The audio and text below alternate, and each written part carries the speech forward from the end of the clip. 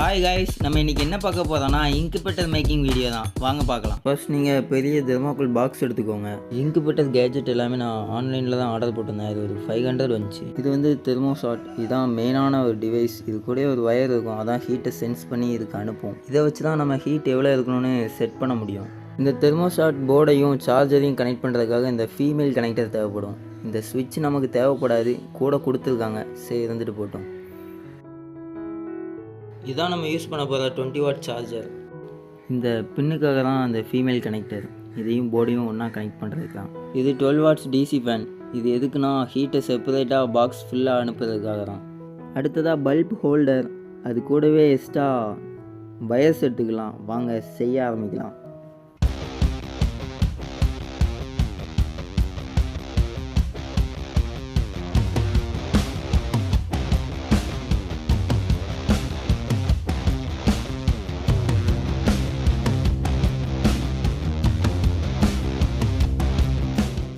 எல்லாம் ஃபிட் பண்ணியாச்சு.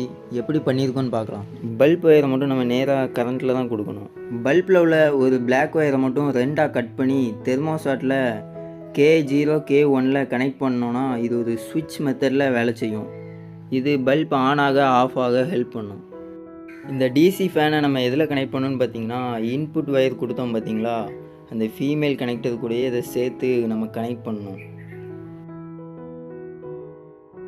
அடுத்ததாக தெர்மோசாட்டில் எப்படி செட்டிங்ஸ் பண்ணணுங்கிறத ஒரு சார்ட் மாதிரி போட்டிருக்கேன். இதை வச்சு நீங்கள் ஈஸியாகவே செட் பண்ணிக்கலாம். எல்லாம் செட் பண்ணியாச்சு. இதை கரண்ட்டில் கொடுத்து எப்படி ஒர்க் பண்ணுதுன்னு நம்ம பார்க்கலாம். தெர்மோசாட்டில் உள்ள இந்த வயரை நம்ம பாக்ஸ்குள்ளே போட்டுருக்கணும். அப்படின்னா தான் அது ஹீட்டை சென்ஸ் பண்ணி அதுக்கு அனுப்பும். அதை கரெக்டாக பார்த்துக்கோங்க. கரெக்டாக 37.5 வந்தோடனே நம்ம செட் பண்ண மாதிரியே இது ஆஃப் ஆகுது. 3.0 செட் பண்ணோம் பார்த்தீங்களா, அது எதுக்காகனா 37.5ல் ஒரு 3 பாயிண்ட் கம்மி ஆகிட்டனாலே லைட் ஆட்டோமேட்டிக்காக எரிய ஆரம்பிச்சிடும். ஓகே, நம்ம எல்லாம் நல்லபடியாக செஞ்சு முடிச்சாச்சு. அடுத்ததாக நம்ம முட்டையை அடை வைக்கலாம். வாங்க. இதுக்காக நம்ம ஒரு 21 நாட்டுக்கோழி முட்டை எடுத்துருக்கோம். முட்டையை வைக்கிறதுக்கு முன்னாடி பாக்ஸ்குள்ளே மண் போட்டுக்கோங்க. அது கூடயே ஒரு பெரிய கண்டெய்னரில் தண்ணி வச்சுக்கோங்க. தண்ணியை பல்புக்கு கீழே வைங்க. அப்போ தான் அது வேப்பர் ஆகி நல்ல ஈரப்பதமாக இருக்கும். முட்டைக்கு ஏன் ப்ளஸ் போடணும்னு பார்த்தீங்கன்னா, தினமும் 2 தடவையாட்டு அதை திருப்பி வைக்கணும். அப்படின்னா தான் ஹீட் வந்து சர்க்குலேட் ஆகும். எல்லா முட்டையும் கரெக்டாக ரொட்டேட் பண்ணியிருக்கோமான்னு பார்க்குறதுக்காக தான் அந்த ப்ளஸ் போட்டிருக்கோம்.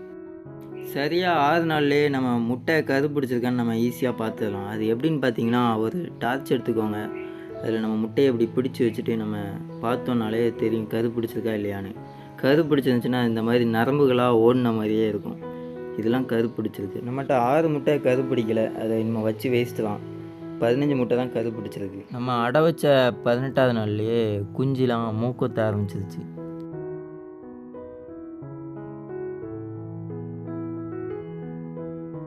எதனாலன்னு தெரில, கோழி குஞ்சுகளால் முட்டையை உடச்சிட்டு வெளியே வர முடியல. அதனால் எங்கள் அப்பா தான் முட்டையை உடச்சி கோழி குஞ்சுகளை வெளியே எடுத்தாங்க.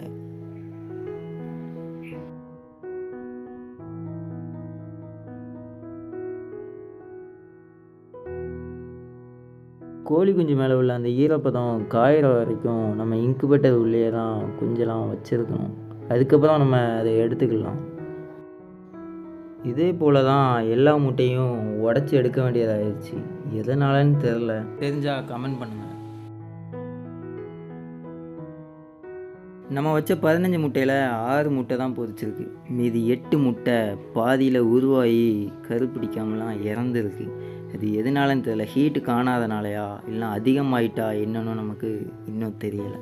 இந்த குஞ்சுகள் தாயோட அரவணைப்பு இல்லாமல் ஒரு குண்டு பல்போட அரவணைப்பில் உருவாயிருக்கு.